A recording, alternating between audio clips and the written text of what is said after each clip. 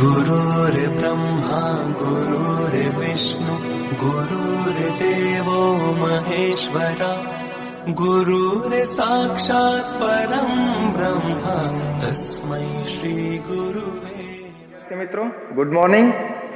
આજના તાસમાં આજે આપણે પ્રવૃત્તિ નંબર 12.6 જે આપણા પાઠ્યપુસ્તકની અંદર આપેલી છે, પ્રકરણ નંબર 12 વિદ્યુત ઇલેક્ટ્રિસિટી, તો એમાં અવરોધોનું સમાંતર જોડાણ કેવી રીતે કરવામાં આવે છે અને એ સમાંતર જોડાણ જો કરવામાં આવે અવરોધોનું તો દરેક અવરોધને કેટલા વોલ્ટેજ પ્રાપ્ત થાય છે, જે લાગુ પડેલ કુલ વોલ્ટેજ છે એમાંથી, અને એ દરેક અવરોધમાંથી કેટલો વિદ્યુત પ્રવાહ વહે છે, કુલ વોલ્ટેજ જે લાગુ પાડીએ એના લીધે પરિપથમાં ઉદ્ભવતો જે કુલ વિદ્યુત પ્રવાહ છે એ વિદ્યુત પ્રવાહ જેટલો જ મળે છે કે વિદ્યુત પ્રવાહની વહેંચણી થાય છે, એ આપણે આ પ્રવૃત્તિના આધારે સમજવું છે।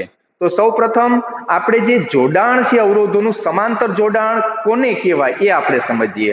તો શ્રેણી જોડાણ જે આપણે ભણી ગયા તાસમાં, તો એમાં આ જ ત્રણ અવરોધ આપણે લીધા હતા। એક આ અવરોધ જેનું મૂલ્ય R1 બરાબર 11.11 ઓહ્મ જેટલું છે, પછી બીજો અવરોધ R2 16.67 ઓહ્મ જેટલું, આ બીજો અવરોધ, અને આ ત્રીજો અવરોધ R3 જેને આપણે કહીએ એનું મૂલ્ય 25 ઓહ્મ જેટલું છે। તો આ જે ત્રણ અવરોધ છે એને શ્રેણીમાં કેવી રીતે જોડવા એ આપણે ગયા તાસમાં સમજી ગયા, ભણી ગયા, પણ હવે સમાંતર જોડાણ જે અવરોધોનું બીજા પ્રકારનું જે જોડાણ છે એ આપણે સમજીએ। તો પ્રેક્ટિકલી સમાંતર જોડાણ એક કરતા વધુ અવરોધોનું કેવી રીતે કરવામાં આવે, તો કે બે કે તેથી વધુ અવરોધના એક તરફના છેડા એક બિંદુએ જોડવામાં આવે। તો અહીં આપણે એક કરતા વધુ અવરોધ તરીકે ત્રણ અવરોધ લીધા, R1, R2 અને R3, એના આ એક તરફના જે છેડા છે, આ એક તરફના જે છેડા છે આ એક બિંદુએ જોડવામાં આવે। જો આ ત્રણેય અવરોધના એક તરફના છેડા એક બિંદુએ જોડવામાં આવે, એવી જ રીતે આ બીજી તરફના જે છેડા છે એ બીજા કોઈ એક બિંદુએ જોડવામાં આવે। આને બિંદુ A કહીએ તો આને બિંદુ B કહીએ આપણે, બરાબર છે। તો તમે જોઈ શકો આ બીજી તરફના જે છેડા છે બીજા કોઈ એક સામાન્ય બિંદુએ જોડવામાં આવે છે। તો આમ સમાંતર જોડાણની અંદર એક કરતા વધુ અવરોધોનું જો એવી રીતે જોડવામાં આવે કે એક તરફના અવરોધોના જે છેડાઓ છે એ કોઈ એક સામાન્ય બિંદુએ જોડવામાં આવે અને બીજી તરફના જે છેડાઓ છે એ બીજા કોઈ એક સામાન્ય બિંદુએ જો જોડવામાં આવે તો એવા જોડાણને અવરોધોનું સમાંતર જોડાણ કહેવામાં આવે છે। તો એ સમાંતર જોડાણ તમે બરાબર અહીંયા આ જોઈ શકો છો। હવે એને પછી કળ અને બેટરી સાથે કેવી રીતે જોડવામાં આવે એ આપણે જોઈએ। તો હવે આને અહીંયાથી એક છેડો છે એ કળ સાથે શ્રેણીમાં આ રીતે જોડવામાં આવે છે, સામાન્ય બિંદુ B છે ત્યાંથી પછી કળ સાથે, ઈ કળ જે છે એને બેટરી સાથે જોડવામાં આવે છે, અને ઈ બેટરીનો બીજો છેડો છે એ પેલું જે સામાન્ય બિંદુ છે એની સાથે જોડવામાં આવે। આ રીતે આ પરિપથ છે એ પૂર્ણ થશે। તો હવે વિદ્યાર્થી મિત્રો આપણે એક બીજું એમીટર પણ જોડેલું છે। એ એમીટર એટલા માટે આપણે જોડ્યું છે કે આપણે બેટરી વડે જે કુલ વોલ્ટેજ લાગુ પાડીએ છીએ તો કુલ વિદ્યુત પ્રવાહ કેટલો પરિપથમાં ઉદ્ભવે છે, એટલે એ ટોટલ પરિપથમાં આપણે શ્રેણીમાં જોડેલું છે, બરાબર। તો હવે આજુ વખતે આપણે જોડાણ જે બદલાવ્યા છે એમાં આ એમીટર એક અવરોધ R2 સાથે આપણે જોડ્યું છે શ્રેણીમાં, અને એને સમાંતર આપણે વોલ્ટમીટર આપણે જોડ્યું છે, બરાબર। તો હવે આપણે વોલ્ટેજ જે કુલ વોલ્ટેજ જે આપણે લાગુ પાડવાના છે એ આપણે અહીંયા જોઈએ। અત્યારે આપણે નોબ ફેરવીને આપણે કુલ વોલ્ટેજ આપણે લાગુ પાડીએ તો 1 વોલ્ટ વોલ્ટેજ આપણે લાગુ પાડ્યા, કુલ વોલ્ટેજ 1 વોલ્ટ આપણે અહીં લાગુ પાડ્યા, અહીંયા આપણે નોંધશું તો 1 વોલ્ટ વોલ્ટેજ આપણે લાગુ પાડ્યા। હવે જોઈએ આપણે કે વિદ્યુત પ્રવાહ, કુલ વિદ્યુત પ્રવાહ કેટલો ઉદ્ભવે છે, તો કુલ વિદ્યુત પ્રવાહ તમે જોઈ શકો છો 150 મિલી એમ્પિયર, 150 મિલી એમ્પિયર કુલ વિદ્યુત પ્રવાહ ઉદ્ભવતો આપણને જોવા મળે છે। તો ઈ કુલ વિદ્યુત પ્રવાહ જે વહે છે, તો હવે R2 જે વિદ્યુત પ્રવાહ, R2 જે અવરોધ છે એમાંથી કેટલો વિદ્યુત પ્રવાહ વહે છે એ તમે અહીંયા જોઈ શકો છો, તો કે 30 મિલી એમ્પિયર। તો R2 અવરોધ જે છે એમાંથી વહેતો વિદ્યુત પ્રવાહ છે એ 30 મિલી એમ્પિયર જેટલો વહે છે, એને કેટલા વોલ્ટેજ લાગુ પડે છે, તો જેટલા કુલ વોલ્ટેજ આપણે લાગુ પડ્યા છે એના જેટલા જ નિયર અબાઉટ એના કરતા થોડા ઓછા જોવા મળે છે, પરંતુ આ વાયરોના અવરોધના લીધે આપણને એ થોડુંક વેરિએશન બતાવે છે. એટલે વોલ્ટેજ કુલ વોલ્ટેજ જેટલા જ આપણને લાગુ પડેલા જોવા મળે છે. તો આમ તમે જોઈ શકો છો કે R1 સાથે જ્યારે આપણે એમીટર અને વોલ્ટમીટરને જોડેલા હતા તો ત્યાં પણ વોલ્ટેજ કુલ વોલ્ટેજ જેટલા જ આપણને જોવા મળે છે, અને R2 સાથે આપણે જ્યારે જોડીએ છીએ તો વોલ્ટમીટર વોલ્ટેજ કુલ વોલ્ટેજ જેટલા જ બતાવે છે, પણ વિદ્યુત પ્રવાહના મૂલ્યમાં ફેરફાર થાય છે. બરાબર. તો હવે આપણે R3 સાથે એમીટરને શ્રેણીમાં જોડીએ અને વોલ્ટમીટરને સમાંતર જોડીએ, અને પછી આપણે અવલોકન નોંધીએ કે R3 માંથી કેટલો વિદ્યુત પ્રવાહ વહે છે અને એને કેટલા વોલ્ટેજ લાગુ પડે છે. કુલ વોલ્ટેજ આપણે એટલા જ લાગુ પાડવાના છે દરેક વખતે. તો હવે વિદ્યાર્થી મિત્રો, આપણે જે ત્રીજો અવરોધ છે એમાં એને આપણે શ્રેણીમાં આપણે એમીટર જોડ્યું અને એને સમાંતર આપણે વોલ્ટમીટર જોડ્યું. તો હવે આપણે પેલા જેટલા કુલ વોલ્ટેજ લાગુ પડ્યા હતા બેટરી વડે એટલા જ વોલ્ટેજ આપણે લાગુ પાડવા છે. તો અહીંયા હું ચલ બેટરીનો નોબને ઘુમાવું છું અને કુલ વોલ્ટેજ જે છે એ આપણે 1 વોલ્ટ જેટલો લાગુ પાડીએ છીએ.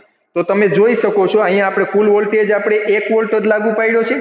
હવે કુલ વિદ્યુત પ્રવાહ પરિપથમાં કેટલો વહે છે તો એ આપણે જોઈએ તો એ 150 મિલી એમ્પિયર જે પહેલા જે વહેતો હતો એટલો જ વિદ્યુત પ્રવાહ વહે છે, કારણ કે કુલ વોલ્ટેજ એટલા જ લાગુ પડ્યા. પણ હવે R3 અવરોધમાંથી કેટલો વિદ્યુત પ્રવાહ વહે છે તો તમે જોઈશો એક આંકો ને બે આંકાની વચ્ચે છે, ને એક આંકો એટલે 10 મિલી એમ્પિયર, એટલે 15 મિલી એમ્પિયર વિદ્યુત પ્રવાહ છે R3 માંથી વહે છે, 15 મિલી એમ્પિયર. અને એને વોલ્ટેજ કેટલા લાગુ પડે છે તો કે કુલ વોલ્ટેજ જે લાગુ પડ્યા હતા સેમ એના જેટલા જ સ્લાઇટ વેરિએશન જે આવે છે એ આ વાયરોના અવરોધને લીધે આવે છે. તો કુલ વોલ્ટેજ એને 1 વોલ્ટ વોલ્ટેજ જેટલા જ લાગુ પડે છે. તો હવે વિદ્યાર્થી મિત્રો, આપણે અવરોધ R1 છે એમાંથી કેટલા વિદ્યુત પ્રવાહ વહે છે અને એને કુલ કેટલા વોલ્ટેજ લાગુ પડે છે એ માટે આપણે જોડાણ કર્યું એમીટરનો, એની સાથે શ્રેણીમાં જોડાણ કર્યું, અને વોલ્ટમીટર છે એની સાથે સમાંતર જોડાણ કર્યું. તો હવે આપણે પ્રવૃત્તિને સ્ટાર્ટ કરીએ. કળને હું બંધ કરું છું એટલે પરિપથ પૂર્ણ થશે.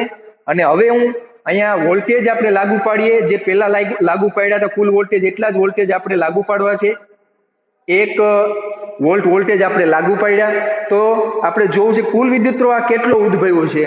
તો કુલ વિદ્યુત પ્રવાહ તમે જુઓ તો શરૂઆતમાં જેટલો હતો 150 મિલી એમ્પિયર એટલો જ વિદ્યુત પ્રવાહ આપણને જોવા મળે છે, 150, અને કુલ વોલ્ટેજ આપણે 1 વોલ્ટ વોલ્ટેજ લાગુ પાડ્યા છે. તો હવે R1 જે અવરોધ છે એમાંથી કેટલો વિદ્યુત પ્રવાહ વહે છે તો તમે જોઈ શકો છો અહીંયા તો કે 40 મિલી એમ્પિયર 40 મિલી એમ્પિયર જેટલો વિદ્યુત પ્રવાહ જે છે એ આપણને જોવા મળે છે, 40 મિલી એમ્પિયર. અને એને વોલ્ટેજ કેટલા મળે છે તો નિયર અબાઉટ 1 જેટલા જ મળે છે.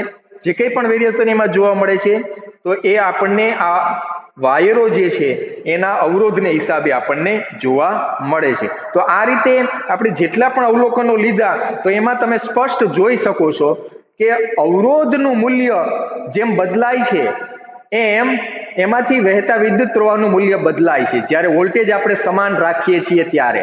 અને દરેક અવરોધ છે એને મળતા વોલ્ટેજનું મૂલ્ય સમાન રહે છે અને કુલ વોલ્ટેજ જેટલું જ રહે છે, 1 વોલ્ટ 1 વોલ્ટ 1 વોલ્ટ. આ પ્રેક્ટિકલની અંદર અવરોધનું મૂલ્ય આપણે 3 અવરોધ છે સમાંતર જોડેલા છે. તો R1 નું મૂલ્ય સૌથી ઓછું છે તો એમાંથી વહેતો વિદ્યુત પ્રવાહનું મૂલ્ય તમે જુઓ તો એમાં સૌથી વધુ જોવા મળે છે R2 કરતા અને R3 કરતા. એમાં જો 40 મિલી એમ્પિયર જોવા મળે છે. જે R2 અવરોધ છે એનું મૂલ્ય વચ્ચેનું છે 16.67 ઓહમ જેટલું છે. તો એમાં વહેતા વિદ્યુત પ્રવાહનું મૂલ્ય પણ તમે જોઈ શકો એ R1 માંથી જેટલો વિદ્યુત પ્રવાહ વહે છે એના કરતા ઓછો છે, અને R3 માં જે વહે છે એના કરતા વધુ છે. અને R3 જે અવરોધ છે એનું મૂલ્ય સૌથી વધુ છે, તો એમાંથી વહેતું વિદ્યુત પ્રવાહનું મૂલ્ય સૌથી ઓછું જોવા મળે છે R1 અને R2 કરતા. તો આ રીતે સમાંતર જોડાણ જ્યારે આપણે અવરોધોનું કરીએ છીએ તો ત્યારે દરેક અવરોધને સમાન મૂલ્યના વોલ્ટેજ પ્રાપ્ત થાય છે. વિદ્યુત સ્થિતિમાનનો તફાવત દરેક અવરોધને સમાન મળે છે અને એ કુલ વોલ્ટેજ જે લાગુ પડે છે એના જેટલો જ એને મળે છે. જેમ કે આપણે 1 વોલ્ટ વોલ્ટેજ લાગુ પાડ્યા તો R1 ને પણ 1 વોલ્ટ મળે છે વોલ્ટેજ, R2 ને પણ 1 વોલ્ટ વોલ્ટેજ મળે છે, R3 ને પણ 1 વોલ્ટ વોલ્ટેજ મળે છે. પણ એ દરેક જે અવરોધ જે સમાંતરમાં જોડેલ છે એને મળતો જે વિદ્યુત પ્રવાહ છે એ વહેંચાઈ જાય છે. જેટલો કુલ વિદ્યુત પ્રવાહ જે ઉદ્ભવે છે 150 મિલિએમ્પિયર જેવું આપણે અવલોકન જોયું, તો એમાંથી આ કુલ વિદ્યુત પ્રવાહનું મૂલ્ય છે એ વહેંચાઈ જાય છે. એ અવરોધના મૂલ્ય ઉપર આધાર રાખે. જેમ અવરોધનું મૂલ્ય ઓછું એમ એમાંથી વહેતો વિદ્યુત પ્રવાહનું મૂલ્ય જે છે એ ઓહમના નિયમ પ્રમાણે વધુ હોય છે. કારણ કે વિદ્યુત પ્રવાહ છે એ ઓહમના નિયમ પ્રમાણે અવરોધના વ્યસ્ત પ્રમાણમાં હોય છે જ્યારે આપણે વોલ્ટેજ અચળ રાખીએ ત્યારે. તો R1 માં સૌથી વધુ મૂલ્યનો વિદ્યુત પ્રવાહ 40 મિલિએમ્પિયર જેટલો વહે છે, જ્યારે R2 માંથી આપણે જોયું 30 મિલિએમ્પિયર જેટલો વિદ્યુત પ્રવાહ વહે છે, અને R3 માંથી 15 મિલિએમ્પિયર જેટલો વિદ્યુત પ્રવાહ છે એ વહે છે. અને એ ત્રણેયનો જો આપણે સરવાળો કરીએ વિદ્યુત પ્રવાહનો I1 plus I2 plus I3, તે નિયર અબાઉટ આપણે આ જે કુલ વિદ્યુત પ્રવાહ છે એના બરાબર થતો હોય છે સમાંતર જોડાણની અંદર. તો આ રીતે આજના પ્રેક્ટિકલની અંદર આપણે અવરોધોનું સમાંતર જોડાણ, આપણે એમાં કેટલો વિદ્યુત પ્રવાહ એને લાગુ પડે છે ને કેટલા વોલ્ટેજ લાગુ પડે છે એ આપણે પ્રયોગશાળામાં અવરોધોના સમાંતર જોડાણ ની પ્રવૃત્તિ જે આપણા પાઠ્યપુસ્તકની અંદર આપેલી છે એ આપણે પ્રેક્ટિકલ જે આપણે કર્યું એને આપણે બ્લેકબોર્ડ ઉપર સૈદ્ધાંતિક રીતે સમજવાનો પ્રયત્ન કરીએ. તો આપણે જે પ્રવૃત્તિ કરી એમાં અવરોધોના સમાંતર જોડાણ માટે એક કરતા વધુ અવરોધ તરીકે આપણે 3 અવરોધ લીધા, R1, R2 અને R3. આ 3 અવરોધો આપણે લીધેલા છે. તેમાં R1 કે જેનું મૂલ્ય હવે આપણને ખ્યાલ છે, જે પ્રવૃત્તિમાં આપણે જોયું, એ અન્ય પ્રયોગમાં કે અન્ય એ મૂલ્ય અલગ અલગ પણ આપણે હોઈ શકે છે. તો R1 નું મૂલ્ય આપણે 11.11 ઓહમ લીધું, R2 નું 16.67 ઓહમ લીધું અને R3 નું 25 ઓહમ લીધું. તો આનું સમાંતર જોડાણ એટલે શું? સમાંતર જોડાણ કોને કહેવાય? તો કે એક કરતા વધુ અવરોધ એના એક તરફના છેડા કોઈ એક સામાન્ય બિંદુએ જોડવામાં આવે. આપણે અહીંયા બતાવીએ કે આ જે 3 અવરોધ જે છે, જે આપણે પ્રવૃત્તિમાં જોયું એ જ પ્રમાણે આ 3 અવરોધને આ રીતે જે આપણે ગોઠવા, એના એક તરફના જે આ 3 છેડા છે, આ અવરોધનો આ એક છેડો એક તરફનો, એ જ તરફનો R2 અવરોધનો આ બીજો છેડો, R3 અવરોધનો આ છેડો, એ ત્રણેયને કોઈ એક સામાન્ય બિંદુ સાથે આપણે જોડીએ.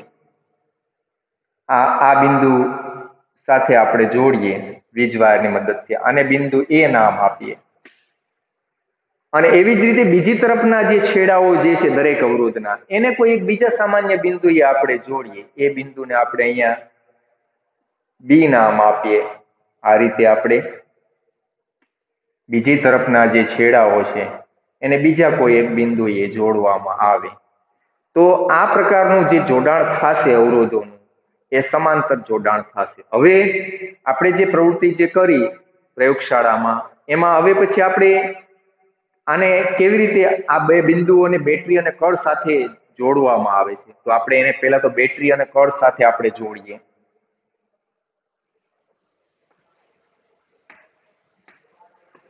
આ બેટરીનું ધન ધ્રુવ,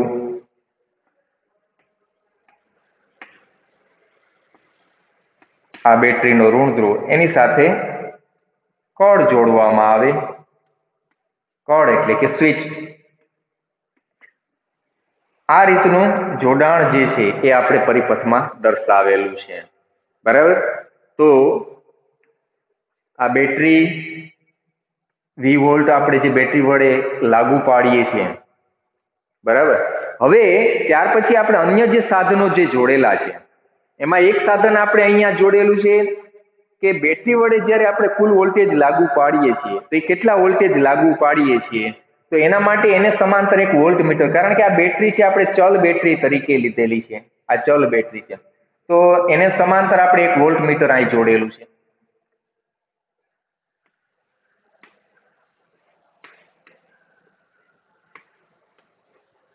અને આ બેટરી વડે આપણે કુલ વોલ્ટેજ કેટલા લાગુ પાડેલા હતા?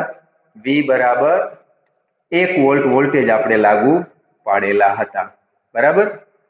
હવે R1 નું મૂલ્ય અહીંયા આપણે હમણાં જ મેં કીધું એ પ્રમાણે 11.11 ઓહમ, R2 નું મૂલ્ય 16.67 ઓહમ અને R3 નું મૂલ્ય 25 ઓહમ. જે આપણે પ્રેક્ટિકલ કર્યો એમાં આ મૂલ્યો આપણે અવરોધના જોવા મળે છે.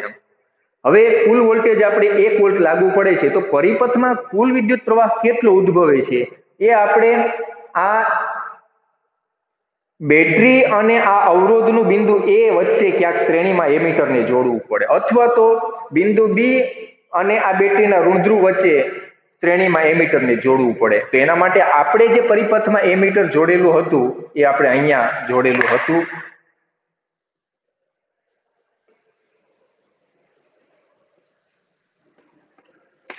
આ એમીટર અને આ એમીટર આપણને જે અહીંયા જોડેલું જે બતાવ્યું પરિપથમાં આપણે જે પ્રવૃત્તિ કરી એમાં અહીંયા જે જોડેલું બતાવ્યું એ શું દર્શાવશે?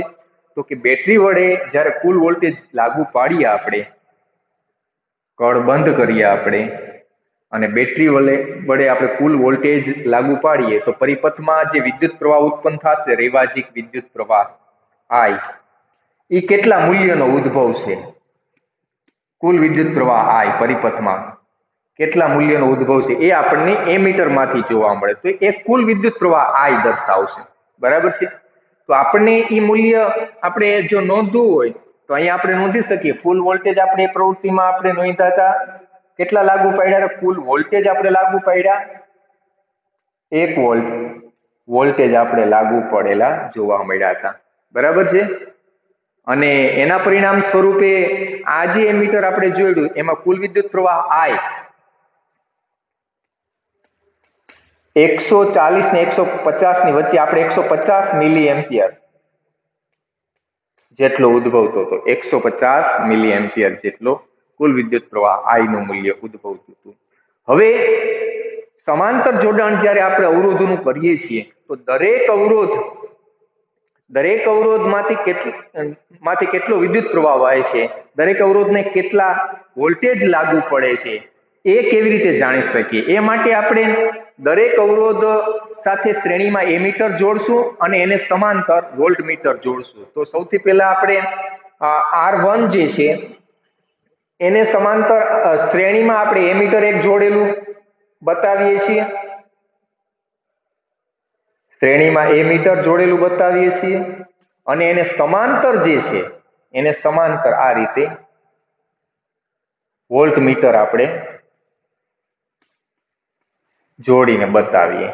તો આના આધારે આપણને ખ્યાલ આવે કે ભાઈ R1 માંથી કેટલો વિદ્યુત પ્રવાહ વહે છે. જો આ રીતે આપણે એની સાથે એમીટર R1 સાથે શ્રેણીમાં જોડીએ છીએ, આ એમીટર એ R1 માંથી પસાર થતો વિદ્યુત પ્રવાહનું મૂલ્ય જ બતાવશે, નહીં કે R2 કે R3 માંથી.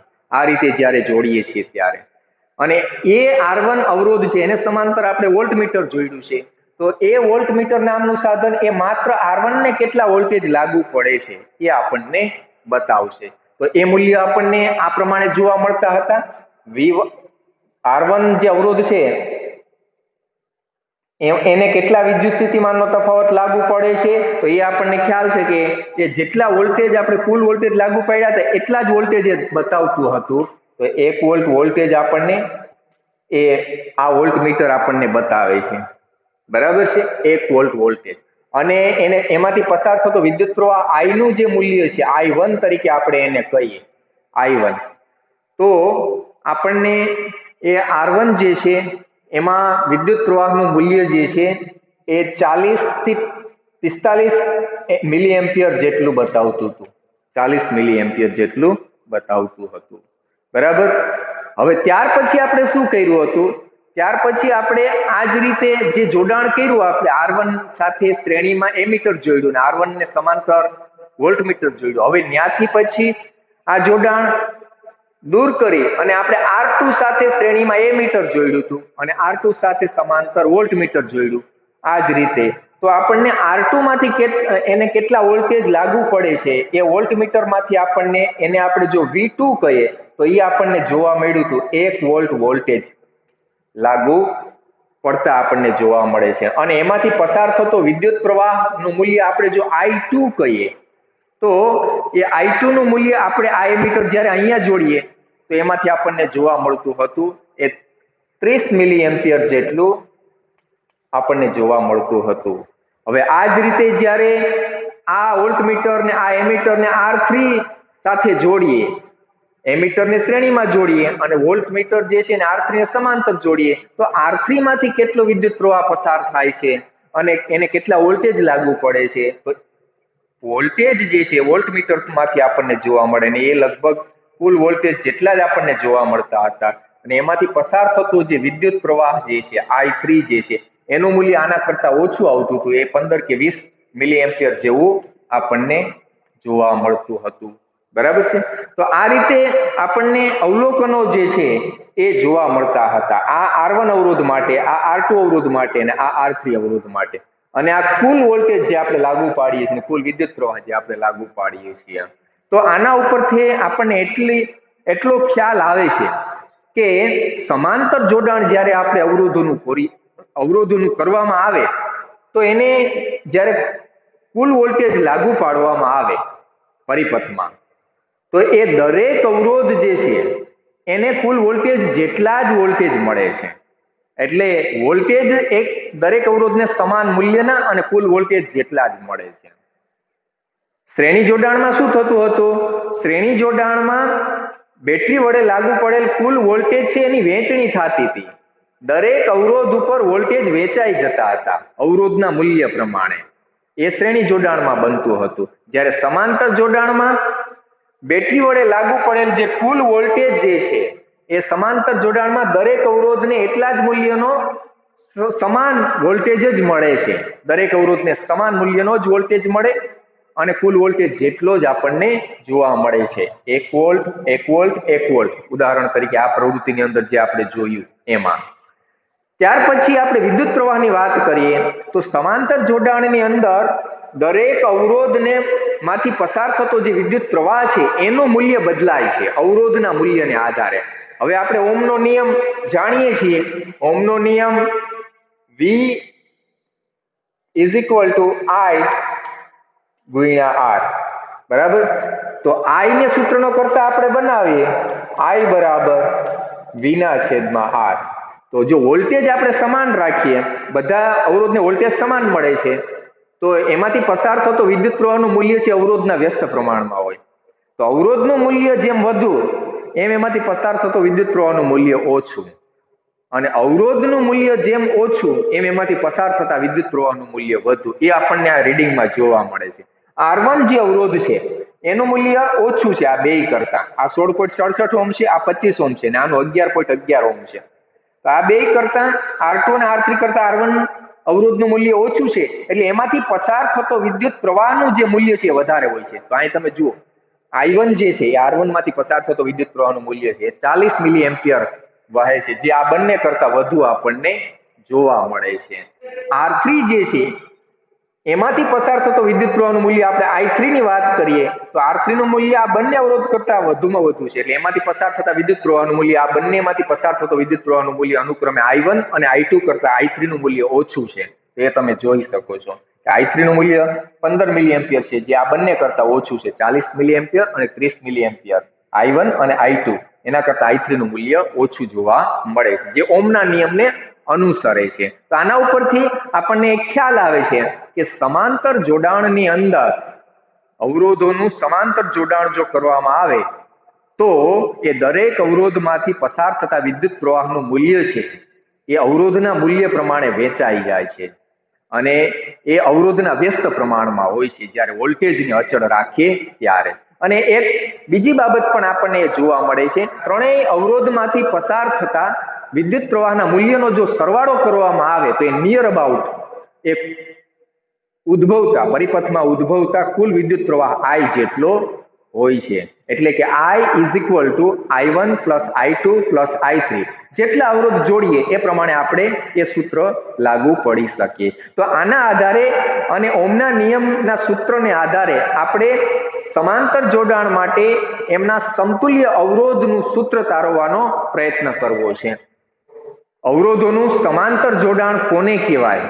હવે આપણે સ્પષ્ટ રીતે કહી શકીએ કે એક કરતા વધુ અવરોધો એટલે કે બે કે તેથી વધુ અવરોધોને પરિપથમાં એવી રીતે જોડવામાં આવે કે એક તરફ દરેક અવરોધના એક તરફના છેડાઓ કોઈ એક સામાન્ય બિંદુએ, બીજી તરફના છેડાઓ બીજા કોઈ એક સામાન્ય બિંદુએ જોડી અને એને વોલ્ટેજ લાગુ પાડવામાં આવે તો આ દરેક અવરોધમાંથી પસાર થતો વિદ્યુત પ્રવાહ જે છે એ અવરોધના મૂલ્ય પ્રમાણે વેચાઈ જાય છે અને વિદ્યુત પ્રવાહનું મૂલ્ય વિદ્યુત પ્રવાહને વહેવા માટે એક કરતા વધુ માર્ગ ઉપલબ્ધ બને છે.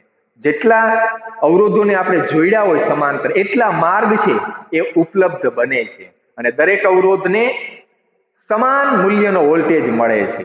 આ પ્રકારનું જે જોડાણ છે એને આપણે અવરોધોનું સમાંતર જોડાણ કહેવામાં આવે છે. તો એના આધારે આપણે એના સમતુલ્ય અવરોધનું સૂત્ર આપણે લખશું.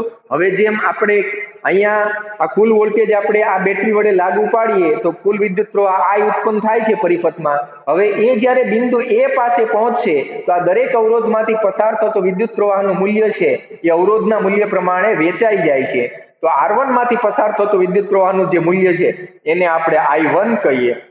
R2 માંથી પસાર થતો વિદ્યુત પ્રવાહનું મૂલ્ય છે એને આપણે I2 કહીએ અને R3 માંથી પસાર થતો વિદ્યુત પ્રવાહનું મૂલ્ય છે એને આપણે I3 કહીએ.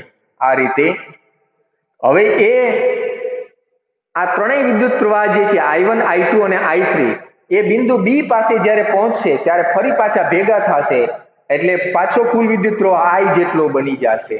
આને આપણે I1 કહેશું, આને આપણે I2 કહેશું, R2 માંથી પસાર થતો વિદ્યુત પ્રવાહ I2 અને આને આપણે I3 કહીએ. તો આના ઉપરથી હવે આપણે કહી શકીએ આકૃતિ પરથી I is equal to I1 plus I2 plus I3. તો આમ સમાંતર જોડાણમાં કુલ વિદ્યુત પ્રવાહ છે એ દરેક અવરોધમાંથી પસાર થતા વિદ્યુત પ્રવાહના મૂલ્યના સરવાળા બરાબર હોય છે. આને સમીકરણ નંબર આપણે 1 આપશું. અને વોલ્ટેજ છે દરેક અવરોધને લાગુ પડતો વોલ્ટેજ એટલે કે વિદ્યુત સ્થિતિમાનનો તફાવત એ કુલ વોલ્ટેજ જેટલો જ હોય છે. એટલે આપણે V1 અવરોધ R1 ને લાગુ પડતો વોલ્ટેજ V1 કહીએ, R2 ને લાગુ પડતો વોલ્ટેજ V2 કહીએ, R3 ને લાગુ પડતો વોલ્ટેજ V3 કહીએ. તો V is equal to V1 is equal to V2 is equal to V3. આ રીતે પણ આપણે કહી શકીએ. હવે આ ત્રણ અવરોધ જે છે એની જગ્યાએ જો એક જ એવો અવરોધ જોડવામાં આવે, એક જ એવો અવરોધ જોડવામાં આવે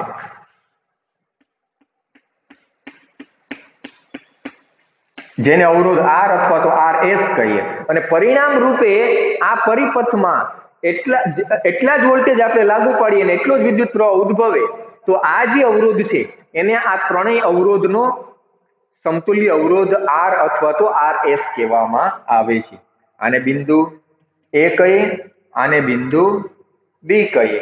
એને આપણે એમીટર, બેટરી અને કળ સાથે આપણે જોડીએ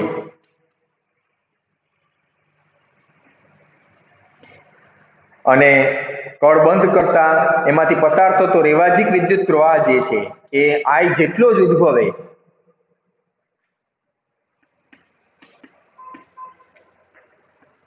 અને કુલ વોલ્ટેજ જે છે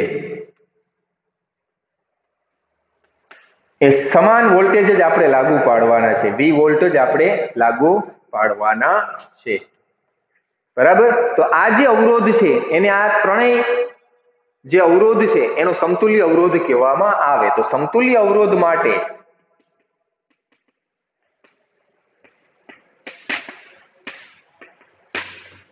ઓહમનો નિયમ લાગુ પાડતા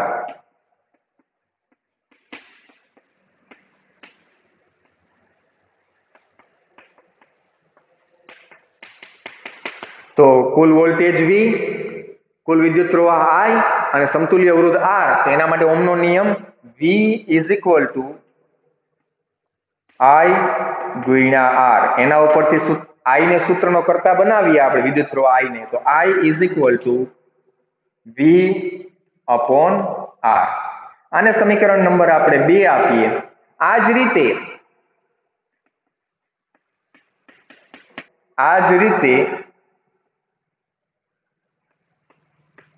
R1 અવરોધ માટે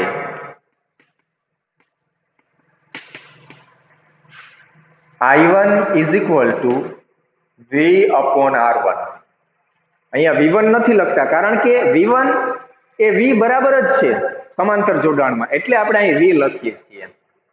R2 અવરોધ માટે I2 is equal to V upon R2. R3 અવરોધ માટે I3 is equal to V upon R3. તો આ જે ત્રણ સમીકરણ છે એને સંયુક્ત રીતે આપણે 3 નંબર આપીએ તો આ સમીકરણ 2 અને આ 3 ની કિંમત 1 માં મૂકતા સમીકરણ 2 અને 3 ની કિંમતો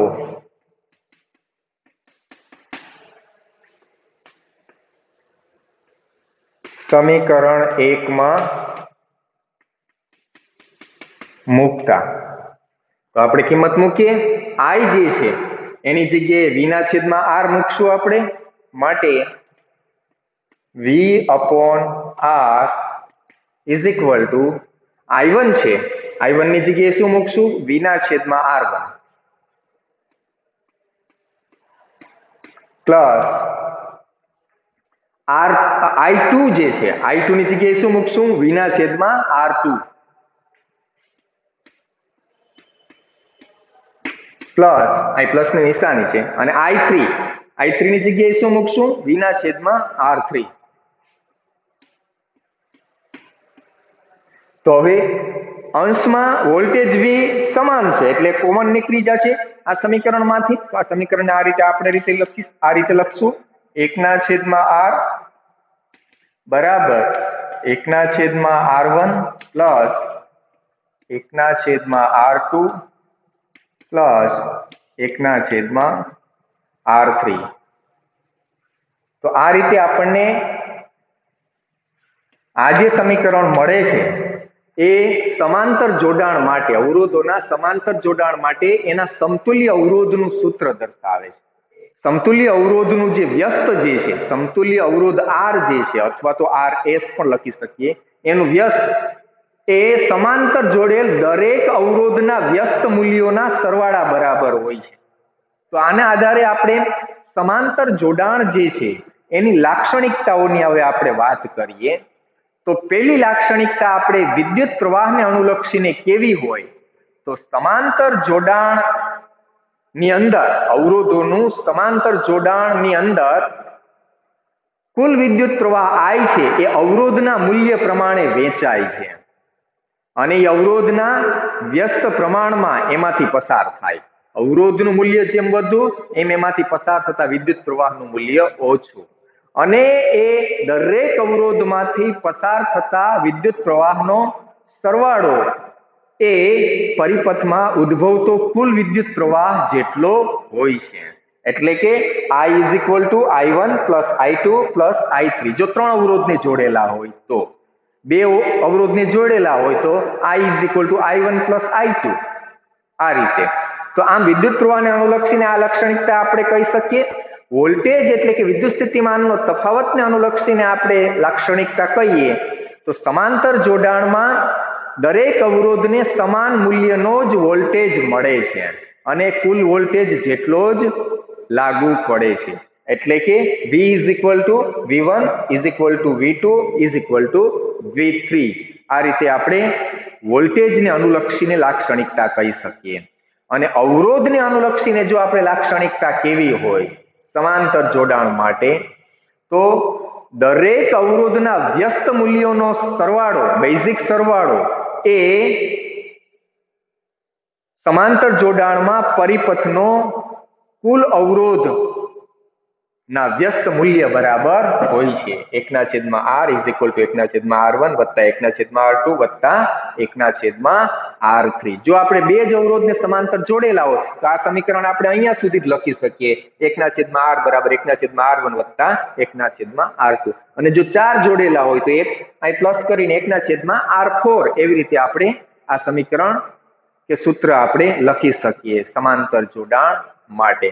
અને સમાંતર જોડાણમાં અવરોધને અનુલક્ષીને હજી એક લાક્ષણિકતાની વાત કરવી હોય આપણે તો સમાંતર જોડાણમાં સમતુલ્ય અવરોધનું જે મૂલ્ય છે એ દરેક જે અવરોધ સમાંતર આપણે જે જોડેલ હોય, જે ત્રણ અવરોધ આપણે જે જોડ્યા હતા R1 R2 ને R3, એમાં નાનામાં નાનો જે મૂલ્યનો અવરોધ હોય એના કરતા પણ પરિપથનો કુલ અવરોધ જે છે, સમતુલ્ય અવરોધનું મૂલ્ય છે એ નાનું બને છે. R1 is equal to 10 ohm, R2 is equal to 20 ohm, R3 is equal to 30 ohm. આ ત્રણ અવરોધ છે એ આપણે સમાંતર જોડીએ તો એના સમતુલ્ય અવરોધનું મૂલ્ય આપણે આ સૂત્રને આધારે મેળવીએ. માટે 1/r બરાબર 1/r1 છે એની જગ્યાએ આપણે 10 લઈએ, વત્તા 1/r2 છે એની જગ્યાએ આપણે 20 લઈએ, વત્તા 1/r3 જે છે એની જગ્યાએ આપણે 30 લઈએ. તો આનો આપણે સાદરૂપ આપીએ તો લસા આપણે શું નીકળશે તો કે 60 નીકળશે. તો આને આપણે 2 વડે અંશ અને છેદને ગુણીએ, આને આપણે 3 વડે અંશ અને છેદને ગુણીએ, આને આપણે 6 વડે અંશ અને છેદને ગુણીએ. માટે 1/r બરાબર 6 એકુ 6 વત્તા 3 એકુ 3 વત્તા 2 એકુ 2 છેદમાં લઘુત્તમ સામાન્ય અવયવ 60 આવશે.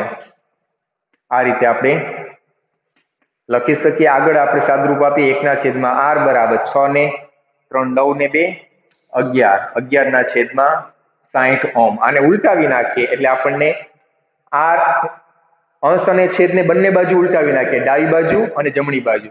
અહીંયા r ને અંશમાં લઈ જઈએ તો 1 છેદમાં લઈ જઈએ, r ના છેદમાં 1 એટલે r બરાબર અહીંયા 60 અંશમાં લઈ જાય એટલે 60/11. સાદરૂપ આપીએ તો 11 55, 5 શેષ વધશે, દશાંશ ચિહ્ન મૂકીએ તો 11 ચોકું 44, 6 વધશે, પાછા 11 55. તો એટલો સમતુલ્ય અવરોધનું મૂલ્ય આપણને મળે છે.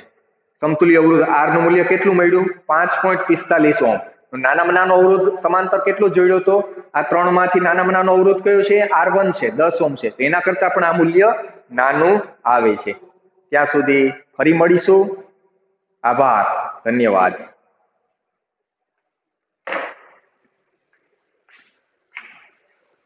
નેક્સ્ટ ક્લાસમાં આપણે શ્રેણી જોડાણ અને સમાંતર જોડાણના જે આ સૂત્ર છે, સમીકરણ છે, એનો ઉપયોગ કરીને ઉદાહરણો ગણશું અને વ્યવહારિક એક્ઝામ્પલ જે છે એ આપણે ગણશું. ત્યારે ફરી મળીશું. આભાર.